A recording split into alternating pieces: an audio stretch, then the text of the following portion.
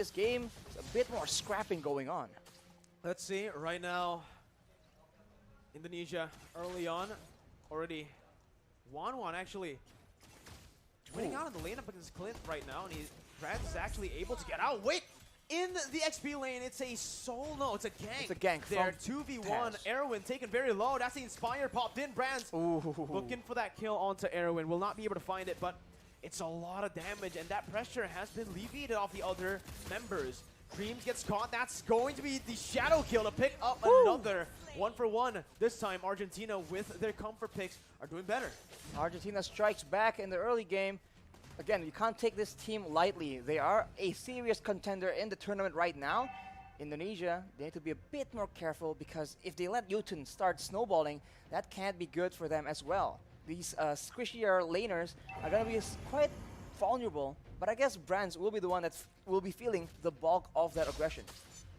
Indonesia, though, already first onto the neutral objective now. Picks it up. No contest from Argentina, as Jotun doesn't have that purple buff. Without the purple buff, Hayabusa is going to find it very difficult to contest or even to gank. So for Argentina, it does feel like their win condition is solely on getting the picks early on. They can't really go for the neutral objective control. Dreams there with a cheeky invade, looking for that steal.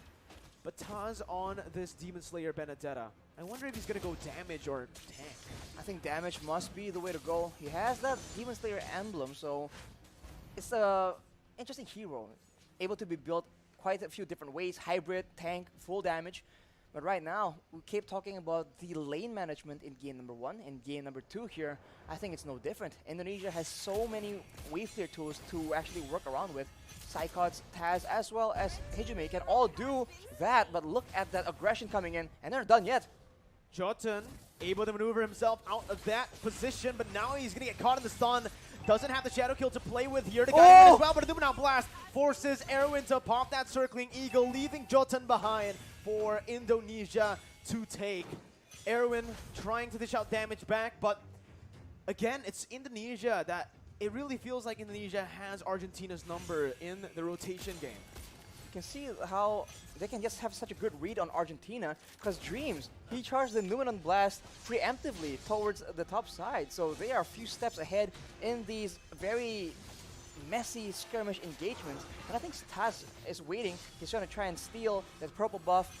Does he have backup though? That's the main question. He's all alone here. He's still looking for that retribution battle, but decides to back off, using Eye for an Eye to get out of the circling eagle. Meanwhile, in the XP lane, Hijime and Psychots finds a kill. That's the second kill over to Papa Dog, who's not having a blast on the Sfovius in that XP lane, Arashi. We mentioned it, up against the Yuzong. It's going to be really difficult to lane, especially with the ganks that's constantly just being placed by Indonesia. Not only are they having the Phobius fall behind, they're having Psychots on the Yuzong, just absolutely wrecking it in that EXP lane. That can't be good as the Indonesians are pushing the aggression, and look at that.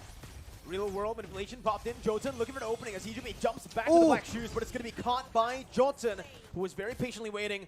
Going to blast onto Civ and on towards Erwin as that's the crossbow attack opened up. Erwin taken low, still able to survive, but with Civ down, this means that not only is Indonesia winning in the XP lane, this Wan on the hands of Brands as well is ahead, which is not a good sign. Absolute disaster as far as the laning phase is concerned. And look at the babysit coming in, but on the other side of the map, that is Psychots just making a very aggressive play. It almost pays out in a kill. Unfortunately, not just yet. They're just pushing the tempo again and again. And Argentina, which lane are they supposed to make plays in? Because at every moment, they're getting out-rotated, and Indonesia is just in the bush, just waiting for them to walk in unsuspectingly. It's absolutely insane right now. 5-2. Mataz jumped in all alone there. Looking for the purple buff, finds it and gets out. No punishment. It's actually going to be Indonesia who look for the collapse under the tier 2. Real world inflation popped in, but Psychos jumped to the Furious Dive. Now, in the midst of it all, Erwin going to be taken low, but Dreams is still alive with the help of Taz, who jumps in with the final blow. Looking for another kill right now as he jumps out, and he buys enough time for Brands to pick up that top side tier 1. They didn't lose a single member in that dive. If you thought Argentina completely out-macroed Slovenia yesterday, this is a bit of a repeat because Indonesia is absolutely leagues ahead from Argentina. Unfortunately, Dries was not taken out, and due to him being so low, it baits the rest of the members of Argentina, and Indonesia were able to punish that. And while all that is happening, the fight began without Brands, and doing that, Brands just didn't stay still. Goes for objectives, goes for more farm. And we talked about the 1-1 having a good lane.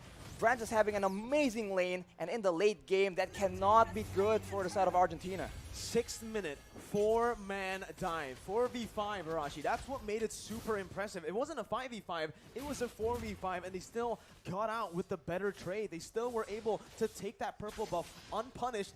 They were the ones actually punishing Argentina for stepping into their own jungle. They are treading the line so carefully. I mean, at any moment, any small misplay can lead to disaster in these very risky plays, but Indonesia is making it happen. That just shows, again, their skill and their class, and right now they are in the sides, in the wings, waiting for an opportunity. Side cuts always being so crafty in the positioning game, but look at that. Jotun has the Quad Shadow, gets out, but it's going to be chunked by Hijume, who follows him under the turret with the Black Shoes, gets out. Real World Inflation popped in, but that's going to be Tatu, who targets him down with a final blow. Forcing the Flicker out, Dreams taken down in the back lines by Papa Dog as he jumps into the Demonic Force. Hijume falls as well. Indonesia, too over-aggressive, finally punished here by Argentina, but Brands is looking for the crossbow attack. Pops in the end against Papa Dog, who gets the safety with the Guiding Wind. Taz still looking for his Psychops with the Black Dragon form now, still going for this fight. It's a 3v5, but Indonesia still are able to push Argentina back, but it does not change the fact that Argentina were able to find another 2 kills. They get another 2 kills, but we talk about the wave pressure again and again. You guys at home are probably so bored of hearing about it, but the bottom side, the minions have taken 1 more turret for Indonesia. You take a look at the items here, 4 Brands, Corrosion Scythe, having the Demon Hunter Sword as well. These thicker, tankier members on the side of Argentina are going to be suffering from that percentage HP damage from the Demon Hunter Sword, and it's only going to get worse from here on. That is 2 core items for 1-1. That's really not what Argentina won. It's the reverse. 1-1 with the Demon Hunter Sword, with the Corrosion Scythe so early on, and now I do believe he is building towards the Windtalker, which is going to be, again, that countermeasure for Brands to go up against the Phobius. When you start to have more attack speed, and when you start to be able to actually dash faster than the Demonic Force, that's when Wanwan can actually somewhat counter the Phobius.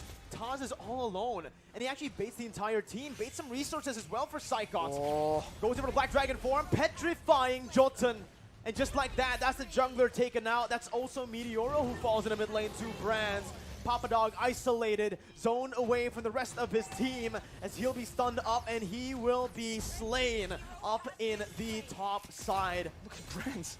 3-0. Brands pushing in the mid lane without a care.